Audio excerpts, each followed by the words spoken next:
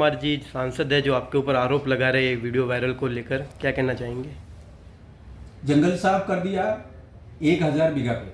Collector ने छापा मारा पुलिस के साथ, फॉरेस्ट के साथ, और लोकल लोगों को डराया जा रहा है, धमकाया जा रहा है, गोफन लेके भगाया जा रहा है।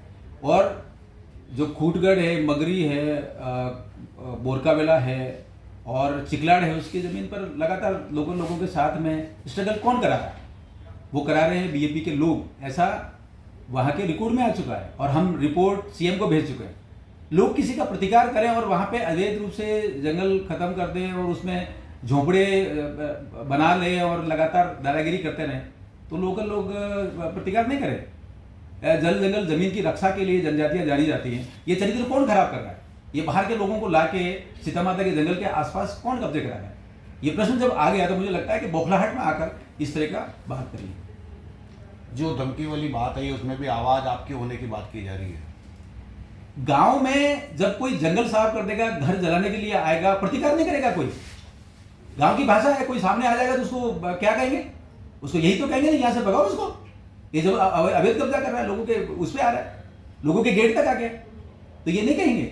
तो ये सारी बातें आने के बाद आप ये देखिए, collector Pratapgarh, forest department Pratapgarh और जो रिपोर्टें गई हैं उनकी रिपोर्टों की तलाश कीजिए, उसमें देखेंगे आप। तो ये सारी जो चीज़ें हैं वे एक बरगलाने वाली, दादागिरी करने वाली और जंगल पर कब्जा करने वाली है, जंगल साफ करने वाली है। पर्यावरण की रक्षा के लिए जनजातियाँ जानी जाती है।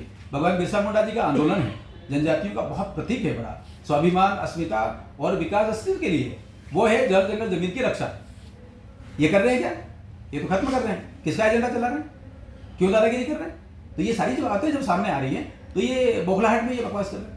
टीएडी मंत्री पर भी आरोप लगाया है कि उनके होते हुए वहाँ पर कोक के बच्चों का व्यापार हो रहा है। देखिए, मंत्री जी के बारे में कुछ कहा है तो मंत्री जी से एक बार पूछेंगे तो ठीक रहेगा, लेकिन ये पूरा एक भ्रमजाल है। ये जो बीटीपी था, फिर पता नहीं बीएपी हुआ, आगे पता नहीं कोई बीटीसी हो रहा है, रोज एक नई पार्टी बनती है। कभी तो ये राष्ट्रपति चुनाव का बहिष्कार करते हैं, कभी राज्यसभा चुनाव के लिए कांग्रेस से जाते हैं, कभी कहते हैं कि हम हमारी गाड़ी की चाबी छीन ली है, कभी कहते हैं हम आदिवासियों के लिए ये करते हैं। तो जब आदिवासियों के लिए कहते हैं तो फिर कहते हैं कि आदिवासी बेटी जब राष्ट्रपति का उम्मीदवार खड़ी हुई तो उसको वोट नहीं दिया। ये बरगलाने वाला है। और अभी अभी आया ये बिलों के जो आरक्षण मिलना चाहिए, उस आरक्षण के विरोध में ये खड़े हुए। ये तो केवल एक ही बात कर रहे हैं, the Catholic church of Ranchi, जो कहता है कि आदिवासियों के लिए अलग धर्म कोड चाहिए। तो ये तो चर्च का एजेंडा आगे बढ़ा रहे हैं, ऐसा लगता है। 10 दिन का अल्टीमेटम दिया है, अन्यथा वो आके फिर से सड़कों को जाम करेंगे।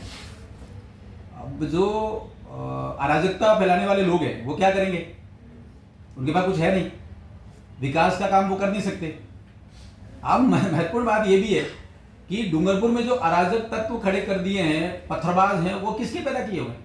अर्थुना में उन्होंने मीटिंग की, मीटिंग करने के बाद वहीं से लड़के निकले और सीधे रोड पर आने के बाद लूटपाट शुरू कर दी और ये कहते थे कि हम 8वीं पास और 5वीं पास लोगों को नौकरी देंगे। तो ये क्या पत्थरबाज कराने की नौकरी दे दी है क्या इन्होंने? ये सारी जो चीजें चल रही हैं, अब समझिए पूरा एक भ्रमजाल। कभी ये कहते हैं कि आदिवासी के ऊपर आईपीसी लागू नहीं होती और काकरी डूंगरी का कांड कर देते हैं, 7,500 युवाओं को फंसा देते हैं। ये सारे का सारा जो नकारात्मक भाव है वो है। एक बड़ी संकेत आ रहा है, आप इस बात को भी समझिए, सबके सामने लाइए। डूंगरपुर में जो वेल्थ क्रिएटर था, वहां इंडस्ट्रीज चलती थी, छोटा मोटा लोगों को रोजगार देते थे जो उद्योगपति, वे सारे के सारे वहां से पलायन करके, और लगभग 350 वहां से यूनिट जो है पलायन कर गई। नया कोई आ नहीं रहा है। ये समस्या पैदा कर रहे हैं, ये बेरोजगारी पैदा कर रहे हैं, बेरोजगारी को बढ़ा रहे हैं और केवल अलगाव और चर्च की राजनीति को आगे बढ़ा रहे हैं, ऐसा लगता है। उपचुनाव होने वाले गठबंधन की बात आ रही है सामने। प्रभारी जी ने उनको कहा है कि भाई गठबंधन के लिए 2 दिन पहले कहते हैं अच्छे हैं रोज साहब, 2 दिन बाद कहते हैं खराब है। देखिए, इस बारे में हमारे प्रदेश अध्यक्ष जी माननीय मदन राठौड़ जी का बयान आ गया है कि कोई भी ऐसा अलगाववादी अराष्ट्रीय तत्वों के साथ में समझौता नहीं होगा। ये आपके ध्यान में पहले से आ चुका है, इसमें मुझे अलग से कुछ नहीं कहना।